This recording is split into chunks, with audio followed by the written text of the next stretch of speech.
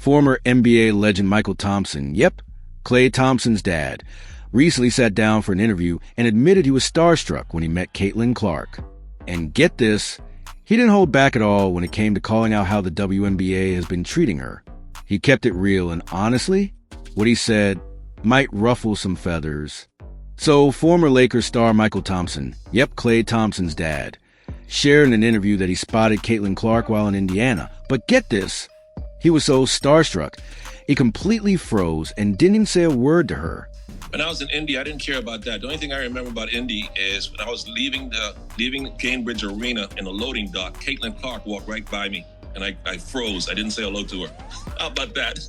My favorite basketball player outside of Klay was right there in front of me. There she was, and I said, no, I can't do it. But getting back to your question, you're right. That's what I remember most about Indiana. Caitlin Clark was right there next to me. If you don't know who Michael Thompson is, let me fill you in real quick.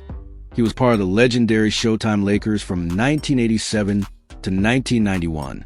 That means he played alongside Magic Johnson, battled out with Larry Bird, and lived through one of the most iconic eras in NBA history.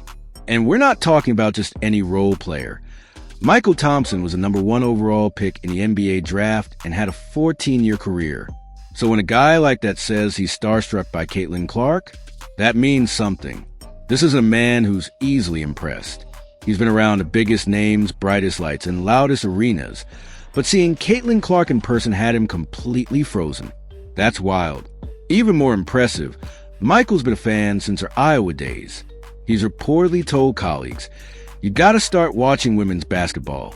There's this phenomenal player doing things I've never seen a woman do before." That's high praise coming from a man who's seen it all courtside. And he didn't just praise her game. He also made it clear he didn't like the way she was treated by some in the WNBA during her rookie year. Michael didn't. Well, they don't like Caitlin Clark. Caitlin Clark, I've been noticing, I've been following her career since she was a sophomore at Iowa, and I recognized how different she was, how different she played the game. She played the game like Steph Curry. We had never seen a woman play like that before. And I knew once she got further along in her career in college, I used to tell all my colleagues who are not into women's basketball, I say, hey man, you got to check out this girl in Iowa, man. She shoots from the logo. She shoots from almost half court. She's different. And I was trying to emphasize her for about a year. Then we finally caught on. And men who travel with us in our traveling party, who are basically anti-women's basketball, just didn't care for it, didn't want to talk about it, had no interest in it at all. All of a sudden, they started watching Caitlin Clark and got intrigued by her, and they became fans of her and her game. And now that she's in the WNBA, man, I tell you, she needs a Jeep endorsement, commercial, because Jeep is an acronym that I've come up with of the way she has been treated and not welcomed into the WNBA. Jeep, the acronym is JEEP, and that stands for jealousy, envy, egos, and pettiness. Absolutely. There are a ton of people who agree with Michael Thompson's take, and you only have to look at some of the stuff Caitlin Clark went through in her rookie season to see why. The most infamous example? That Kennedy Carter hip check from behind. A lot of folks still call it a cheap shot, and honestly, it's hard to argue with that. And that was just one moment. There were plenty of others. Questionable hits, overly physical plays, players going out of their way to send a message. Now, to be fair, when someone comes into the league with as much hype and attention as Caitlin Clark, every opponent wants to make a statement. You could see on the court, double teams, triple teams, entire defensive schemes centered on stopping her.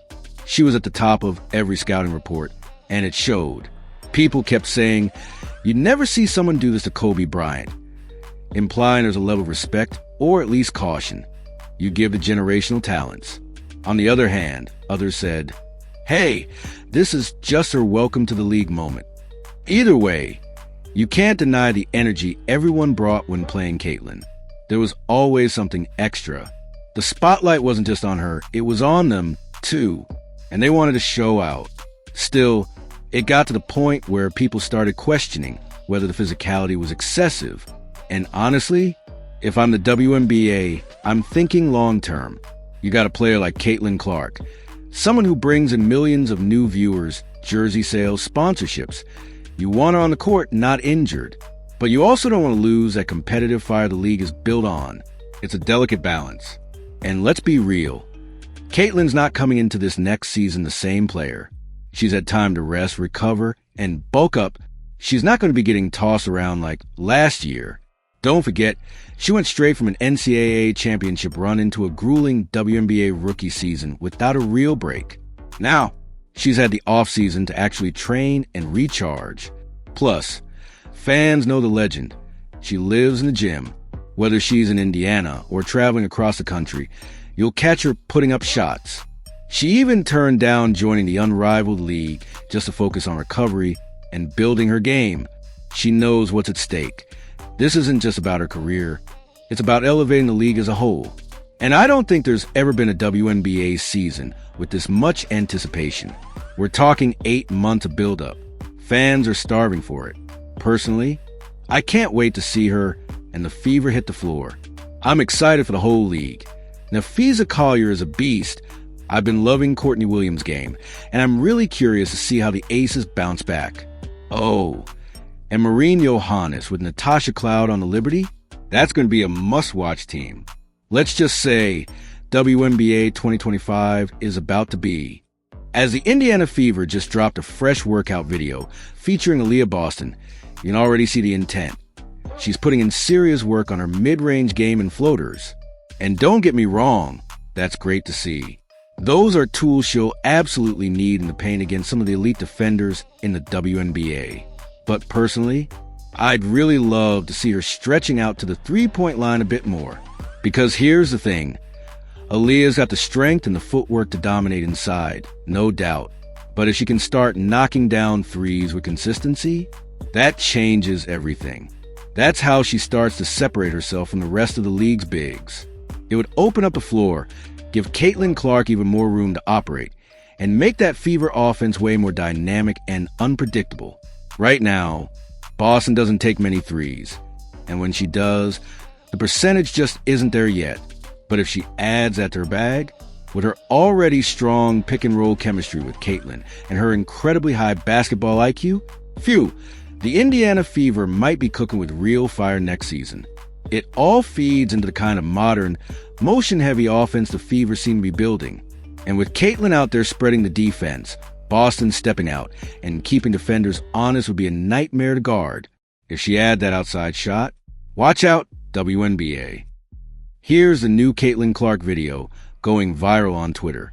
As a kid, Caitlin Clark dreamed of playing football, but that door just wasn't open for girls back then. Now, with the rise of women's sports and the explosive growth of flag football, young girls who share that same dream Caitlin once had finally have a path.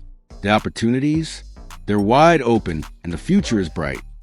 And I think growing up, I had an older brother who played football. My grandfather was a football coach for 40 plus years, and I remember going to my brother's football games, and I was like, why can't I play flag football? Like, I would have played it, I would have loved it. And you would have been great at it. I would have been okay, I don't know, maybe LA 2028, maybe I'll do 2 sports. Or if basketball doesn't work out, I'll head over to flag football, I don't know. But I think it's just a great opportunity to, like, there's no reason why they can't play that. I think it's super accessible. But yeah, I just have memories of asking my mom, like, why can't I play flag football? My brothers get to do it. Like, I think I would be good at it. I probably should have just played with the boys, honestly, but I think the more women that watch football, like, obviously I grew up in it, but there's a lot of people that don't grow up with football. They don't grow up watching the NFL and things like that. The more people that can start that from a young age, I think will be very powerful, and the more of them will want to join flag football from a very young age, and that will continue on. And build the fan base.